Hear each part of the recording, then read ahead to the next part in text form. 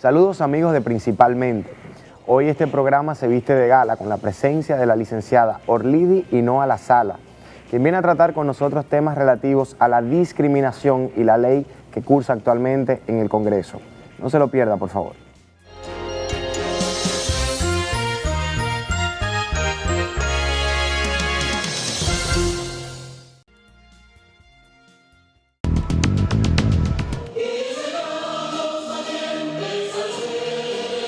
Con el objetivo de fomentar, promocionar y apoyar esta práctica en lugares de trabajo, la presidenta de la Cámara de Diputados, Lucía Medina, dejó inaugurada una sala de lactancia materna en las instalaciones del órgano legislativo. La lactancia materna es la vía más importante mediante la cual el niño recibe el amor, el afecto y la seguridad que no solo favorecerá la relación madre-hijo, sino que también fortalece su autoestima, permitiendo de esta manera tener individuos fuertes y correctos desde el punto de vista social y psicológico. La unidad puesta a disposición de los empleados está capacitada y equipada debidamente para un gran número de madres en proceso de lactancia materna y cuenta con la supervisión del Ministerio de Salud Pública. Y hoy podemos ofrecerles a la Cámara de Diputados frente al país uno de los mejores edificios y espacios donde podemos dar con dignidad lo mejor que ha creado Dios, poder lactar a nuestros niños para que sean hombres fuertes en salud, pero también hombres y mujeres de bien. La presidenta Lucía Medina lo hizo posible. Tenía que ser una mujer que entendiera la importancia de esto. Así que gracias. La presidenta de la institución estuvo acompañada por los titulares de las comisiones permanentes de salud, equidad de género y niñez y adolescencia, además de los voceros y los diputados en general. De manera simultánea también se dejó inaugurada la cooperativa de la Cámara de Diputados, el almacén de la institución y la casa de descanso de guardias. Desde el 1989, Seaboard se convierte en la primera generadora privada de energía de República Dominicana. En el 2012, reemplaza sus unidades de generación por la unidad Estrella del Mar 2, que opera con gas natural como combustible, armonizando con el medio ambiente y poniéndose a la vanguardia en la producción de energía limpia. Seaboard, comprometidos con la satisfacción de sus clientes, el desarrollo nacional y el medio ambiente.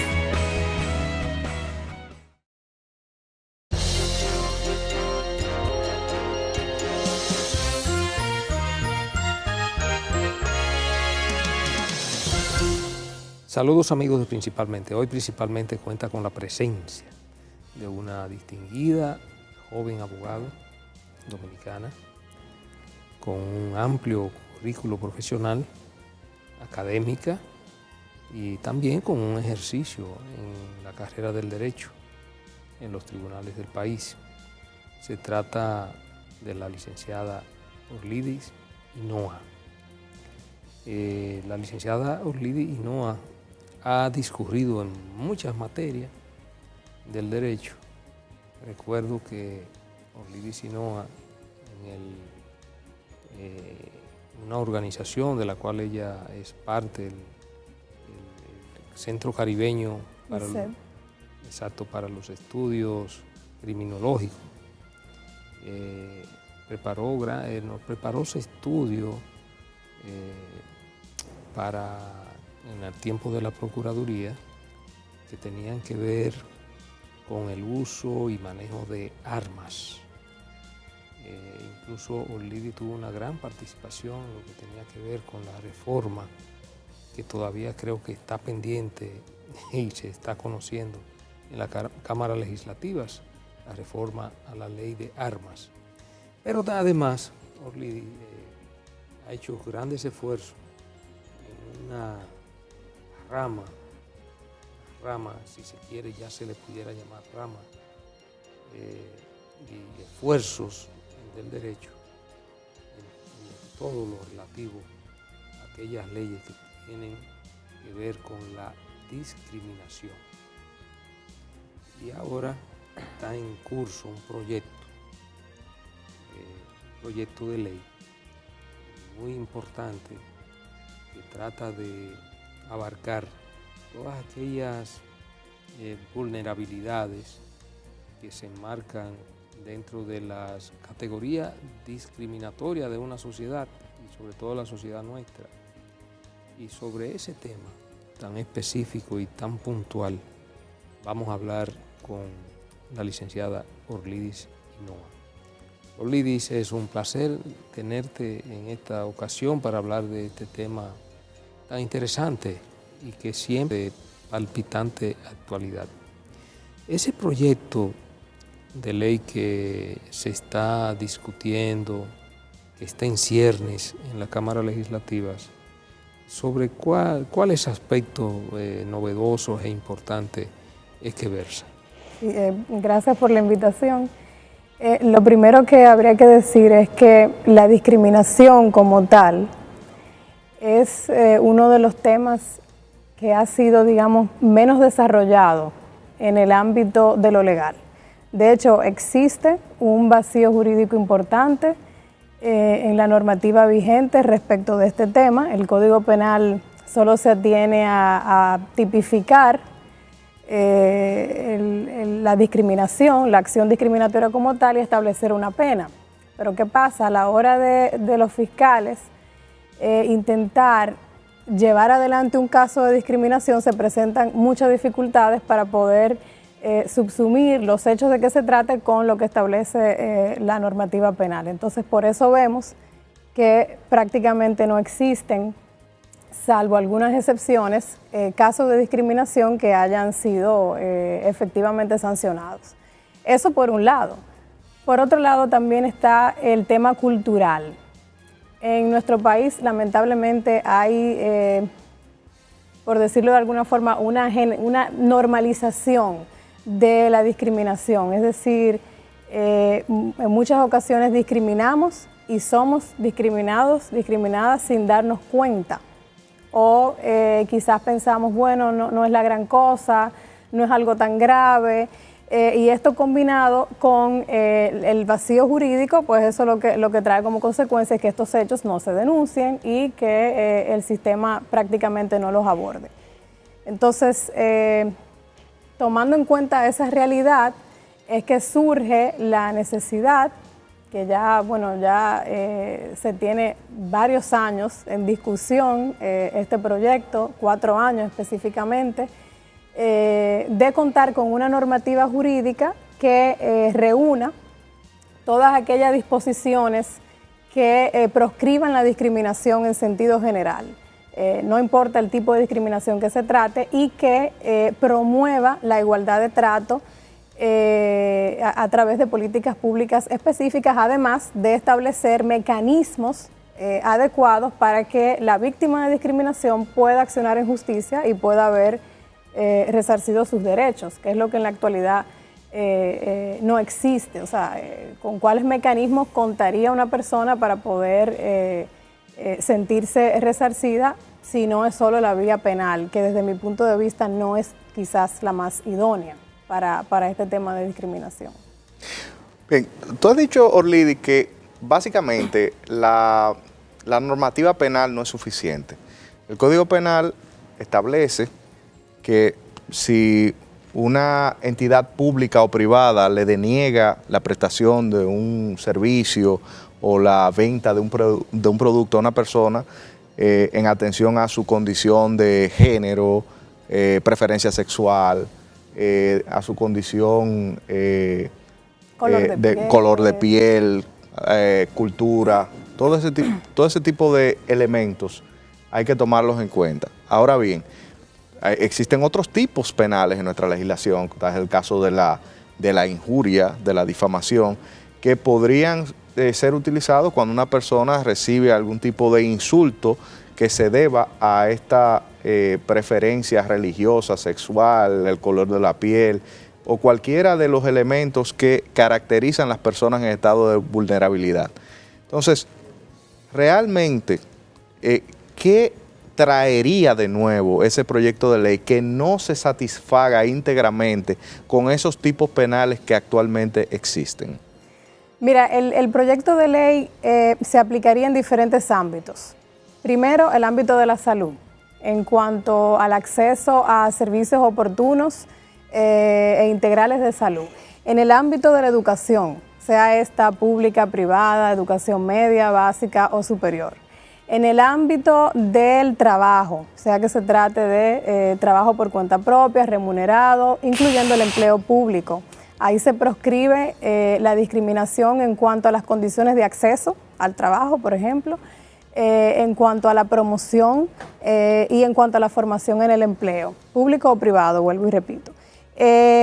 Todo el tema de la afiliación a organizaciones o movimientos de carácter social o político. Sindical. El tema de la publicidad en los medios de comunicación, el tema del acceso a establecimientos que ofrecen servicios al público, todo el tema de oferta y suministro de bienes y servicios. Aquí se han presentado muchísimos casos, por ejemplo, de personas que son rechazadas de ciertos lugares por el simple hecho de su color de piel o por la forma en la que lleva el pelo. Es decir, que este anteproyecto va un poco más allá de lo que establece la normativa penal y a su vez establece todo un régimen de sanciones.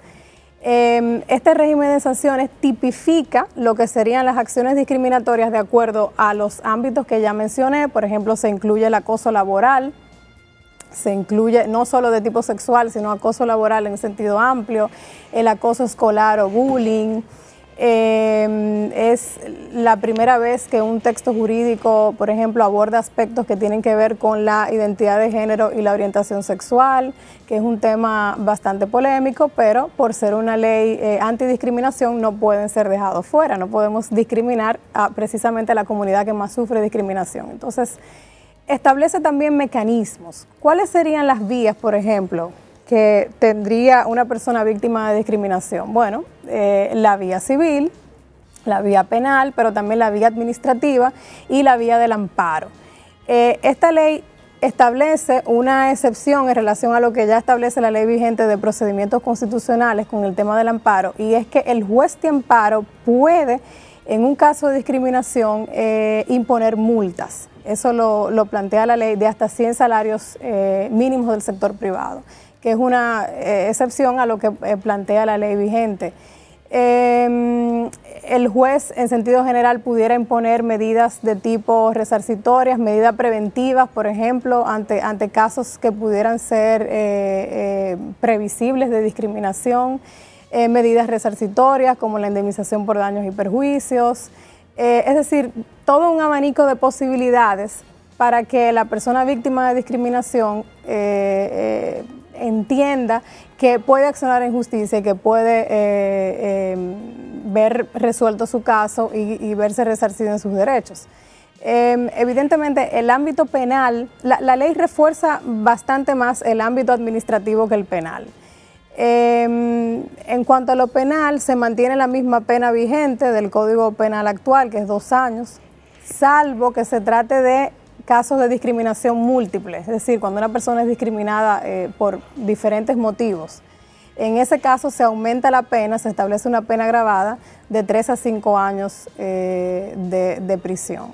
Eso en lo penal, pero la ley pone un énfasis mayor en el procedimiento administrativo que se puede seguir y dándole facultad, por ejemplo, al Ministerio Público de, entre otras medidas, poder, por ejemplo, cerrar un establecimiento de forma temporal, un establecimiento que sea reiterativo en prácticas discriminatorias, que como sabemos es común aquí, que atento a las condiciones de acceso, a las políticas de ingreso a determinados lugares, yo entiendo o los propietarios o propietarias entienden que pueden discriminar atento a las reglas de... Nos reservamos el derecho de admisión. Nos reservamos el derecho de admisión, pero claro, eso tiene que estar debidamente detallado. No es solo decir, usted no puede entrar aquí porque sí, porque anda con, no sé, no me parece que pueda entrar. Tendría que explicar claramente por qué le impide la entrada a una persona a su establecimiento. Es decir, yo pienso que lo más novedoso e importante de este anteproyecto es que va definiendo los tipos de discriminación, las acciones discriminatorias por ámbitos. por los ámbitos que mencioné, para que no continúe habiendo lagunas en ese sentido, para que se pueda identificar claramente cuando una persona está siendo discriminada y que sobre todo las instituciones públicas sepan claramente a qué atenerse ante un caso de posible discriminación, qué pueden hacer y qué no pueden hacer, cuál es su margen de actuación. Lidy, definitivamente la discriminación tiene un componente sociológico muy importante y como tú bien has señalado, la ley viene con renglones o con ámbitos, como tú bien lo señalaste, de aplicación y de situaciones abstractas para aplicarlas a casos concretos. Lo interesante de lo que comentó Lidy es que la ley, como sale del ámbito penal un poco y se enfoca en la parte administrativa y en la parte resarcitoria, da un margen de apreciación un poco más amplio para los casos de discriminación, que me imagino que la jurisprudencia y el precedente administrativo de las diferentes instituciones podrá ir dando señalamientos de qué constituye una actividad discriminatoria y qué no. Porque si la ley se hubiera enmarcado completamente o de forma casi absoluta en el ámbito penal, ya el margen de apreciación es mucho más limitado por un tema de tipificación y de legalidad en las actuaciones presuntas. Te quisiera preguntar, Orlidy, dado que hay las disposiciones legales relativas a temas discriminatorios en la actualidad están muy dispersas en el ordenamiento dominicano y como sabemos hay disposiciones, por ejemplo, constitucionales que han ido eliminando un poco esa brecha, particularmente entre el hombre y la mujer, con una discriminación histórica que ha sido el voto en las elecciones, el sufragio. Antes las mujeres no podían votar y desde la década del 40, gobierno de la dictadura de Trujillo, ya las mujeres están habilitadas para votar. Asimismo tenemos la participación de la mujer en los puestos, en los cargos públicos electivos, que creo que tiene que ser de un 33% mínimo. La cuota de la mujer. Claro, que me imagino que esto también tendrá su desarrollo en la ley de partidos cuando sea aprobada. Podríamos ver, no sé, un desarrollo jurisprudencial incluso, cuando la jurisprudencia, incluso internacional, ha reconocido que el trabajo doméstico, que normalmente, aunque no de forma absoluta, es desarrollado por la mujer, ese trabajo doméstico tiene un valor en el patrimonio, en los bienes del patrimonio de la pareja. Entonces, esas son solo una pincelada de ejemplos de que la legislación, la Constitución, la jurisprudencia han tratado de ir cerrando esa brecha, pero en el caso dominicano todavía estamos todo muy disperso y esta ley puede venir a corregir un poco. Me gustaría que más allá de lo que establece la ley, ya en el ámbito, como decía inicialmente, sociológico, ¿cuáles son estos ámbitos, estos grupos más vulnerables? Y si podrías darnos algún ejemplo de cuáles son los casos más frecuentes que, según tus estudios, has podido ver en República Dominicana de discriminación, que quizás sean las situaciones que van a venir a corregirse con más rapidez, con más prontitud, con la aprobación de esta nueva legislación. Sí, esta es una ley general, es decir, es una ley que nos protegería a todas y a todos en sentido general. Sin embargo, la ley tiene un enfoque más marcado en aquellas poblaciones que son más vulnerables o los grupos vulnerabilizados. Dentro de estos grupos, evidentemente, entran las mujeres, los migrantes, las personas que usan droga, que también son personas a quienes deben de respetárseles sus derechos, las personas privativas de libertad o las personas que han cumplido condena. Aquí tenemos un problema serio con el tema de los antecedentes penales, por ejemplo, y ese es un aspecto que la ley también aborda.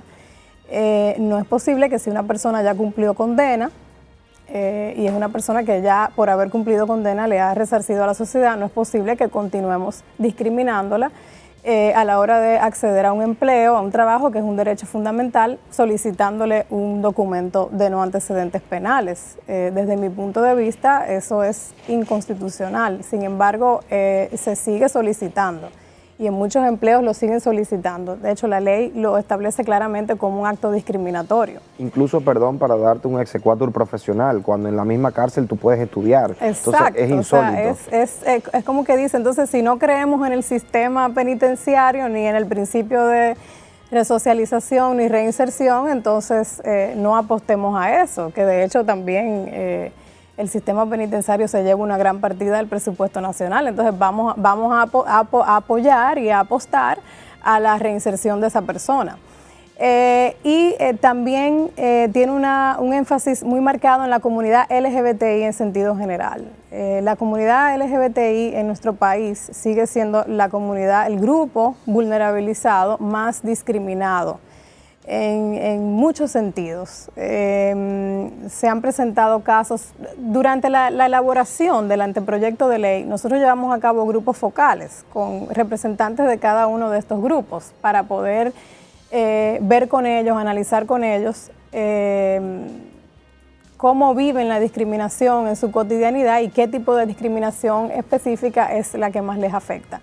Y a esta comunidad LGBTI, bueno, fue la que resultó siendo la más discriminada en la cotidianidad, desde discursos de odio, apología a la violencia hacia esta comunidad, incluso en medios de comunicación. Es común que comunicadores, comunicadoras se refieran a las personas LGBTI con palabras ofensivas, bueno, cosas que no pudiéramos decir aquí, pero que realmente tienen un impacto y que causan un daño a nivel emocional, porque promueven esa visión, digamos, negativa, esa visión de seres inferiores hacia los miembros de esa comunidad. Eso tiene un impacto a nivel emocional.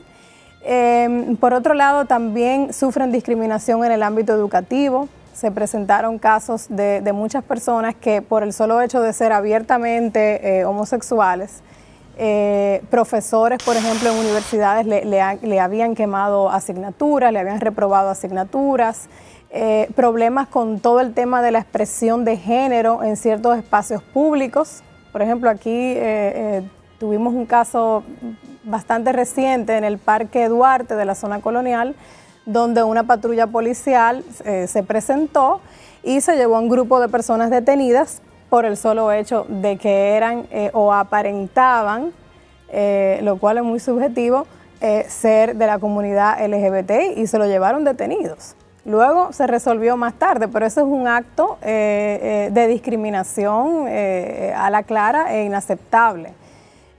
Y sin embargo, eso simplemente se quedó ahí. Estas personas no pudieron ir más allá, no hubo ningún tipo de sanción para quienes llevaron a cabo ese acto. Entonces, son muchas las discriminaciones que se sufren en la cotidianidad. Está todo el tema de la identidad afro. Este es un país, por ejemplo, de mulatos. Somos mulatos, mulatas. Y por el simple hecho de tú asumir esa identidad porque te quieres sentir a gusto con ella, por ese simple hecho tú puedes ser víctima de discriminación a la hora de acceder a un espacio público, a la hora de acceder a un trabajo. Aquí hay lugares de trabajo donde se le exige a las mujeres, por ejemplo, llevar el pelo lacio.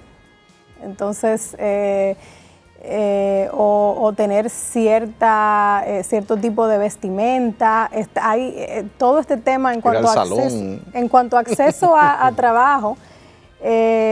Por ejemplo, los anuncios para determinados puestos de trabajo en periódicos o en páginas web, donde te dicen claramente, bueno, buena presencia física. La joven debe tener pelo lacio, debe tener ojos claros, debe venir vestida de tal forma. Eso es, a la clara, eso es discriminación. Y es una discriminación que está normalizada porque la vemos como normal y la aceptamos como normal hasta el punto de que modificamos nuestra forma de vestir, nuestra forma de ser, nuestra forma de actuar. Entonces... que incluso, perdón, el público a veces dice, sí, pero obviamente, ¿por qué no? Yo no quiero llegar a un sitio que me atienda una persona que está descuidada, pero una cosa es estar descuidada y otra cosa es que te exijan una buena presencia muy subjetiva y relativa y totalmente sujeta a lo que, no sé, a lo que desea el el propietario de la empresa o la persona que está por tomar la decisión. Pero ahora que hablas del acceso al trabajo, ¿qué pasa particularmente con las personas discapacitadas y con las personas que portan algún tipo de enfermedad, sea visible o no sea visible? Porque me imagino que eso también lo han trabajado ahí. Sí, no, de hecho ya hay leyes específicas para las personas con discapacidad y para las personas viviendo con VIH y SIDA, pero efectivamente las personas, sobre todo VIH positivas, continúan siendo discriminadas a la hora de acceder a un trabajo. La ley vigente lo prohíbe totalmente, es decir, a una persona para acceder a un trabajo no se le puede solicitar una prueba de VIH bajo ninguna circunstancia. Hay empresas, hay instituciones que te practican la prueba incluso de forma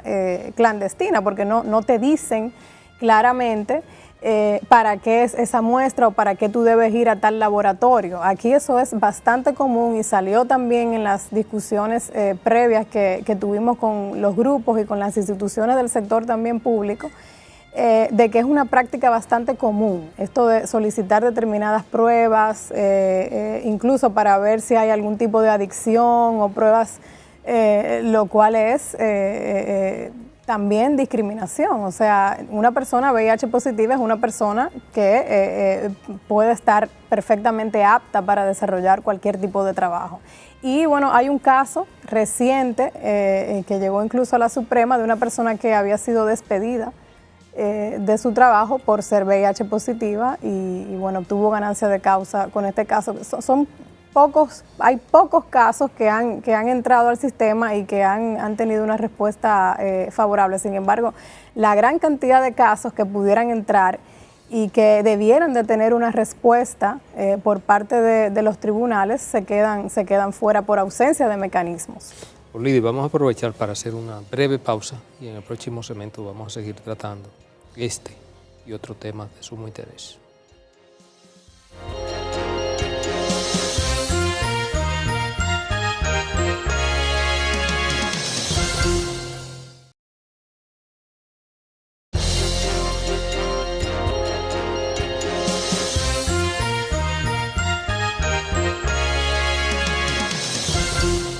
Seguimos, amigos, principalmente hoy con la grata presencia de la licenciada Orlidis Hinoa. Profesora, hemos visto, estos son temas bastante recurrentes en nuestro país, en nuestra realidad. Estos temas de la discriminación y lo que usted dice con relación al empleo, eso es normal que en los avisos de empleo le ponen hasta las condiciones que debe reunir la persona, condiciones físicas. Obviamente eso es una discriminación porque si se exige determinada vestimenta y la persona, a lo mejor contando con la capacidad para ocupar ese cargo, claro, no reúne esas condiciones físicas, inmediatamente queda excluido. Es una discriminación a la clara. Pero hemos tenido casos también resonantes en el país de personas que van a centros de diversión y que son devueltos por el color de su piel, ¿no? Le ponen cualquier tipo de excusa. Mire, está lleno. Fiesta privada. Esta es una fiesta privada. Solo por reservación. Es por reservación, pero sucede que viene otra persona con otra característica y lo dejan pasar.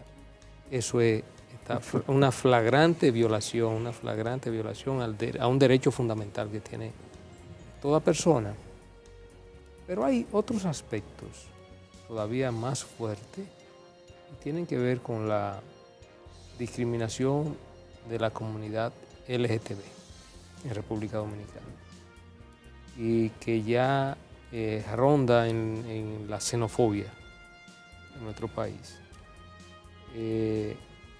Obviamente en los últimos años la comunidad LGTB dominicana se ha ido dando a sentir y se han abierto ciertos espacios, pero todavía la verdad que está muy discriminada y son muy valientes aquellos que ostentando esa condición se declaran públicamente, que son muy pocos vamos a decir, en la conversación informal que sosteníamos fuera de cámara, decíamos que, yo creo que fue Orlidi que dijo que apenas debe haber un 10% que se haya declarado. Yo creo que menos. Yo creo que menos, eso debe andar por un 5%. Eso debe andar por un 5%, quizás menos. Porque ciertamente, desde que una persona asume esa condición, lo primero que se va a enfrentar a un bullying, lo primero que se va a enfrentar a sus familiares más cercanos, y luego a todos la comunidad que lo conoce.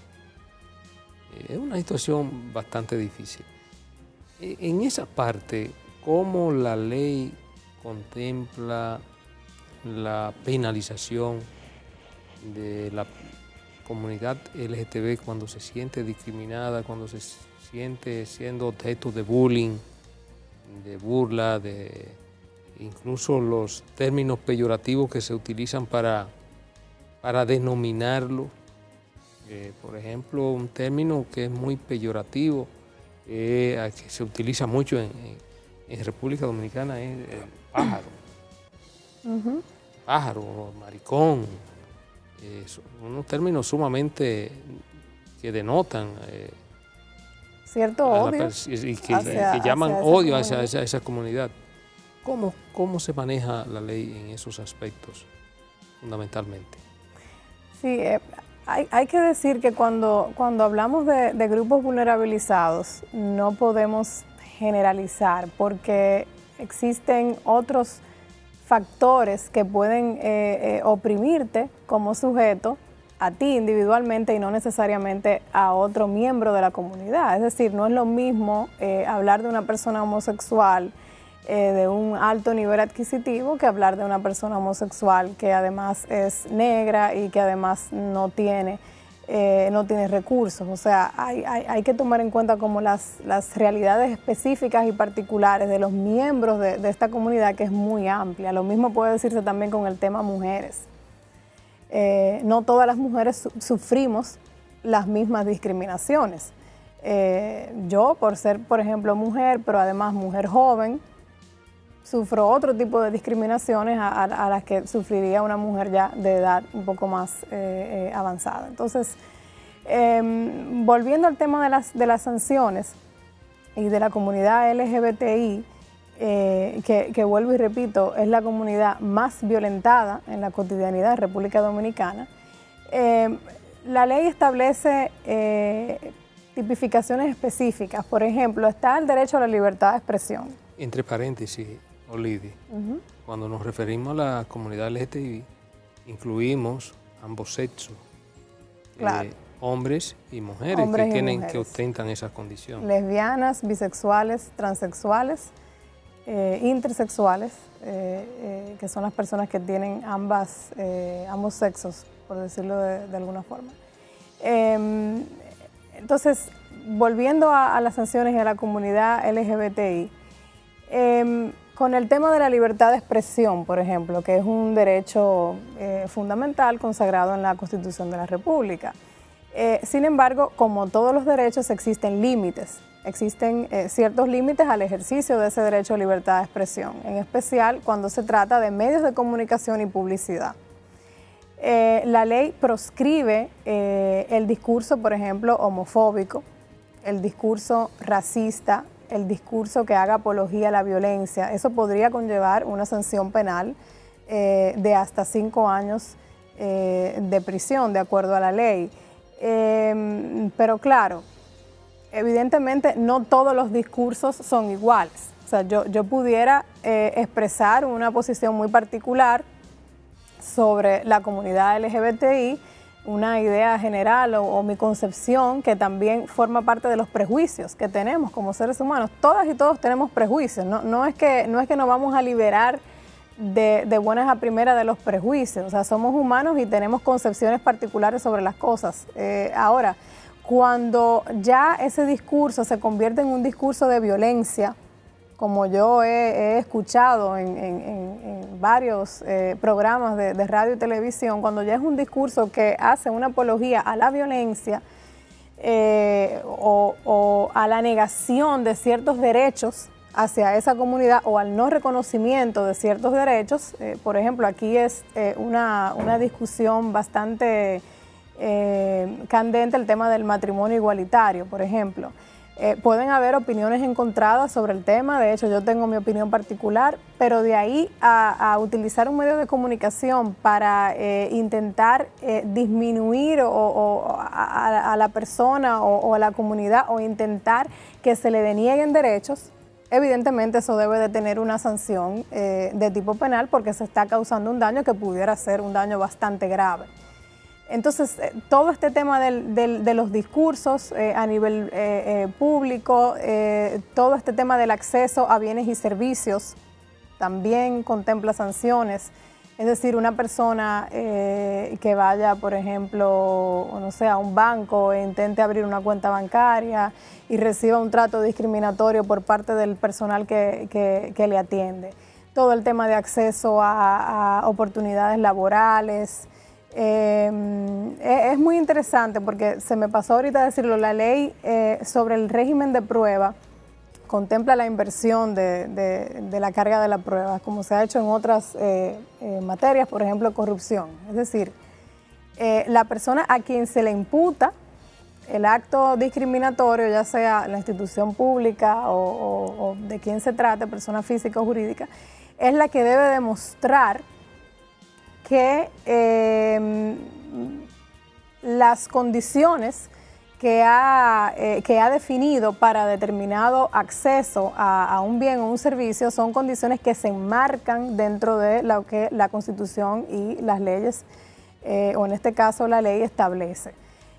Si hay algo que no quedara muy claro, entonces debe especificarse muy bien. ¿Por qué esto se ha visto así? Porque la mayoría de las personas que son discriminadas, que pertenecen a estas comunidades, son personas que han sido constantemente revictimizadas. Son personas, en la mayoría de los casos, no todas, pero en la mayoría de los casos, personas de escasos recursos, personas que quizás no cuentan con los medios, con las facilidades para poder obtener una consulta con un abogado o no tienen las herramientas para poder, digamos, accionar en justicia. Entonces, por eso se vio la necesidad de que en estos casos, por lo particular que son y por las implicaciones que tienen en términos de la salud emocional o incluso física de las personas, que el fardo de la prueba quede invertido, que sea entonces la persona que demuestre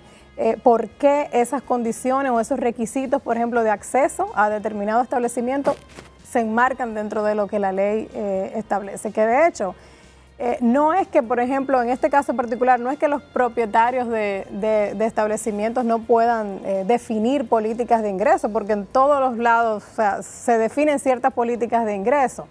Lo que no pudieran hacer esas políticas es discriminar claramente a determinados grupos.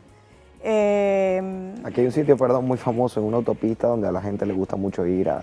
Sí, yo sé cuál es. Me fijé muy bien que cuando muy fui. Puntualmente dice, aquí no se entra con camisilla. Con camisilla, Eso es una política ni muy en clara. chancletas tampoco. Eso es una política muy clara. En el trópico. No, qué bueno que tú lo resaltas porque me fijé cuando fui la última vez y me quedé como sorprendida porque cómo es posible, este es un negocio que está en una autopista, que la gente va camino quizás a, no sé, de vacaciones o lo que fuera y posiblemente andan en chancleta o en franela. Bueno, pero no discrimina por tipo de persona ni por las razones que usualmente se discrimina. No importa si tú eres alto, rubio, alemán, de ojos claros y hombre y straight y todo. No puedes entrar con camisilla. Te van a parar, no puedes entrar así. O sea, que discriminatorio creo que hasta ahí no podría ser irrazonable. Puede ser quizás, exacto, un acto bastante irrazonable por el tipo de negocio de que se trata. Claro. Pero bueno, lo que decía es que estas políticas y estas condiciones deben estar claramente establecidas. Por supuesto, esta ley va a obligar a las instituciones públicas a definir de forma acorde con la ley, con la Constitución, sus procedimientos de tipo administrativo. Hay, por ejemplo, un caso que no fue muy sonado, pero fue un caso importante de discriminación hacia la comunidad trans específicamente, que involucraba a la Junta Central Electoral, hace ya como un año y tanto de esto, y era cuando las elecciones.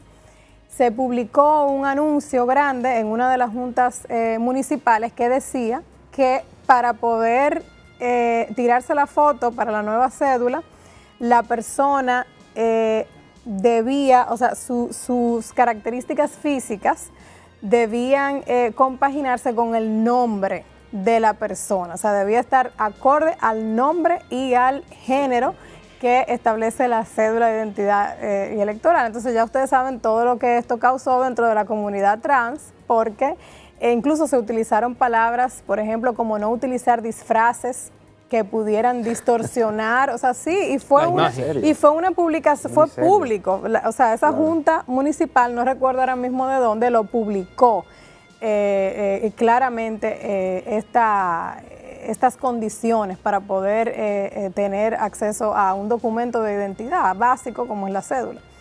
Entonces, claro, eso generó una serie de protestas y sin embargo no pasó más de ahí. Por ejemplo, con una ley de esta naturaleza, la Junta Central Electoral tendría que definir procedimientos más acorde con lo que está ya planteando la Constitución en el artículo 39 y los tratados internacionales, pero además esta ley especial en materia de discriminación. Es decir, que todos los procedimientos de tipo administrativo debieran de revisarse y eso es lo bueno de la ley también, porque no el énfasis no se quiere poner en lo penal. Es evidente que el derecho penal no ha resuelto la gran mayoría de problemas que en principio se entendió debía resolver. El derecho penal no es la última ratio desde mi punto de vista. Sin embargo, todo este tema de las posibilidades administrativas, de cómo podemos regular los procedimientos administrativos de forma que no le causemos daño a terceros y de forma que no violentemos derechos fundamentales y que se promueva a través de una práctica administrativa la igualdad de trato, la igualdad de condiciones, la no discriminación, es lo que se intenta lograr con esta ley. Orlidi, te quería preguntar, en ese mismo orden de ideas, Junta Central Electoral, fotografía, tú sabes que la ley 659 sobre actos del Estado Civil te define, te marca la vida del individuo desde el nacimiento, ¿verdad? Te marca su género, ¿verdad? Nació varón o nació hembra. Entonces tenemos dentro de las personas en condición de vulnerabilidad que este proyecto de ley que nos expones trata de proteger, tenemos comunidades transexuales, intersexuales, y nos gustaría saber qué prevé ese anteproyecto, ese proyecto de ley en relación a la posibilidad del cambio de sexo de una persona. Sí. ¿Qué posibilidades hay de que una persona que nació hombre cambie a mujer o viceversa, o de que pura y simplemente consigne que prefiere expresar un género distinto a aquel en que nació en el mismo documento de identidad?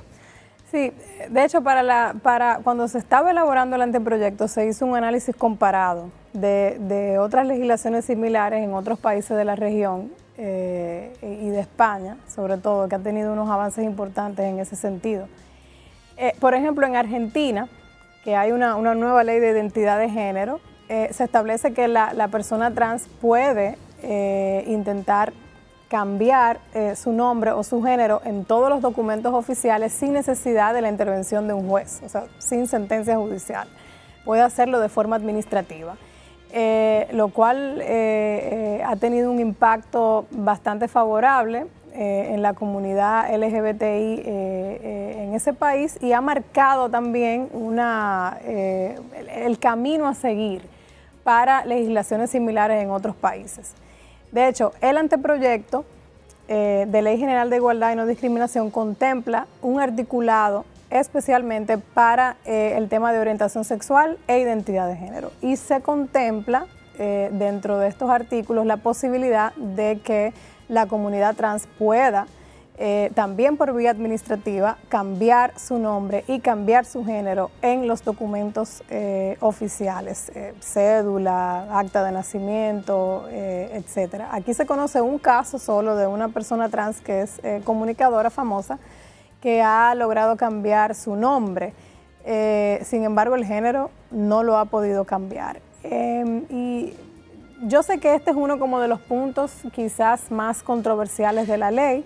Antes de que tú termines esa parte de la respuesta, que me luce muy interesante, en esos precedentes de otros países, ¿era necesario que la persona cambiara su condición fenotípica, es decir, sus genitales, para lograr que le cambiaran el género, o pura y simplemente una persona con, por ejemplo, con genitales femeninos podría lograr que su género sea registrado como masculino? No era necesaria la cirugía de reasignación de género. De hecho, la mayoría de los miembros de la comunidad trans, de las y los miembros, no quieren hacerse el cambio de la reasignación del sexo. No piensan siquiera que es una posibilidad, quieren mantener su sexo biológico de nacimiento. Entonces es un tema sobre todo de expresión de género. ¿Y cómo tú concilias eso con la necesidad del Estado de identificar a un ciudadano? Imagínate tú que un hombre, o sea, una persona que nació hombre, pero que expresa su sexualidad como mujer, obtiene un cambio en sus documentos oficiales para ser llamada mujer, y las autoridades lo están buscando, pero resulta que buscan a un hombre y esa persona tiene toda la apariencia de una mujer. O sea, ¿cómo conciliar ese interés, por ejemplo, con la legítima aspiración que tiene un individuo de expresar libremente su sexualidad? El tema de seguridad nacional versus el tema de derechos fundamentales. No quisiera trivializarlo como que es un tema de seguridad nacional, sino que pero pudiera ser. Todos como que tenemos derecho quizás a saber con quién estamos tratando en realidad. Piensa, por ejemplo, que tú buscas una niñera para tus hijos y tú dirás, bueno, pero ¿por qué no un niñero que sea, y qué importancia tiene eso, tiene la preferencia sexual o la expresión de la sexualidad? Pero piensa que realmente en este país, en vías de desarrollo, normalmente tenemos una mentalidad un poco conservadora. Entonces, ¿no te parece que va a tener algún tipo de resistencia ese tipo de pretensiones y cómo conciliar ambos intereses? Pudiera tener resistencia, de hecho creo que va a haber mucha resistencia, pero yo me inclino por defender, ¿no?, el derecho que tiene una persona a poder autopercibirse en lo público como su identidad de género se lo dicta.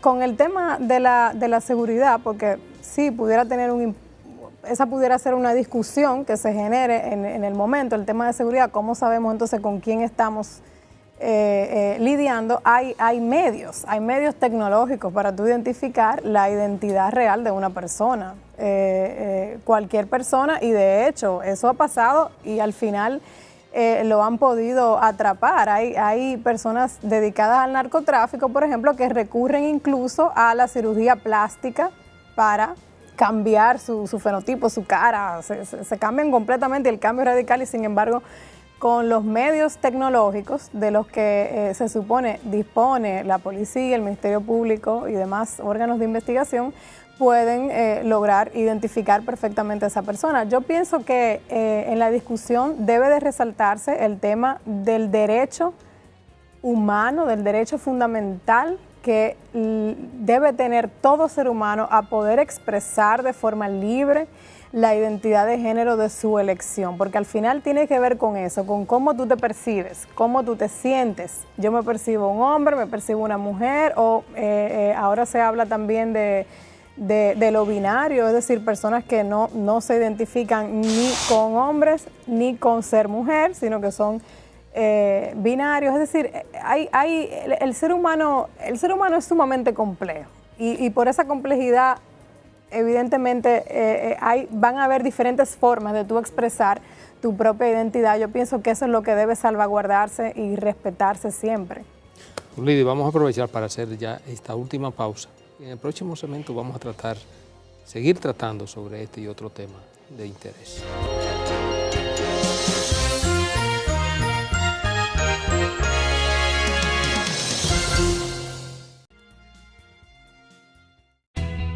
Desde el 1989, Seaboard se convierte en la primera generadora privada de energía de República Dominicana. En el 2012, reemplaza sus unidades de generación por la unidad Estrella del Mar 2, que opera con gas natural como combustible, armonizando con el medio ambiente y poniéndose a la vanguardia en la producción de energía limpia. Seaboard, comprometidos con la satisfacción de sus clientes, el desarrollo nacional y el medio ambiente.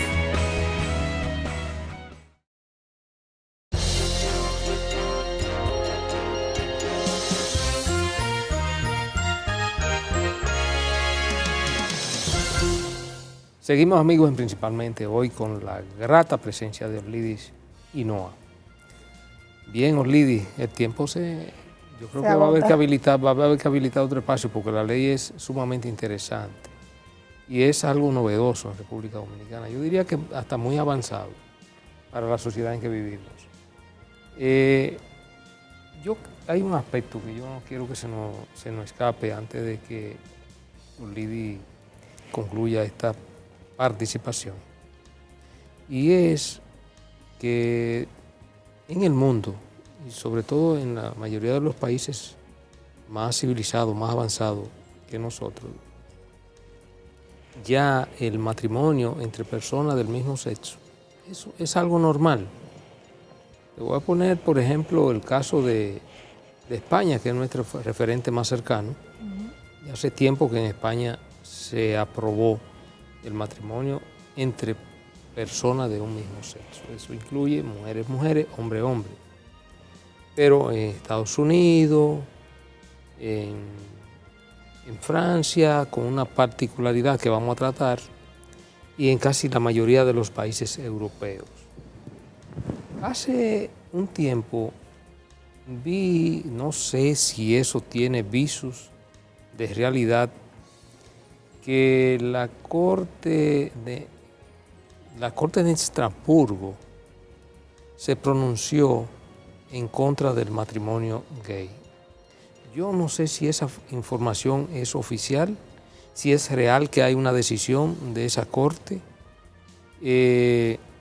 pero me extraña bastante que una Corte que está llamada a garantizar derechos fundamentales y que se considera una de las Cortes más avanzadas, se haya pronunciado en contra de lo que esa parte importante de la población mundial considera como un derecho fundamental. Yo la he buscado esa decisión y no la he encontrado porque también vi la noticia.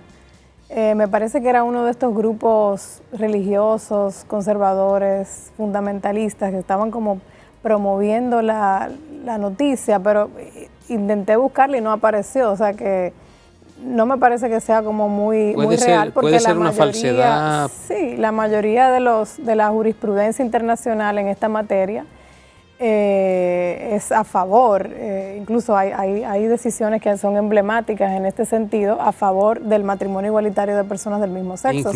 Incluso ya países, hay decisiones de Corte Suprema, de tribunales constitucionales de América Latina. Por ejemplo, tenemos el caso de la Corte Suprema de México. México, por ejemplo, un país tan católico. Argentina. Colombia, el Tribunal Constitucional. Y en Colombia es perfectamente legal la unión entre dos parejas del mismo sexo. No sé de otros países de América Latina, pero lo que quiere decir que ya hasta en América Latina eso se está convirtiendo en una realidad.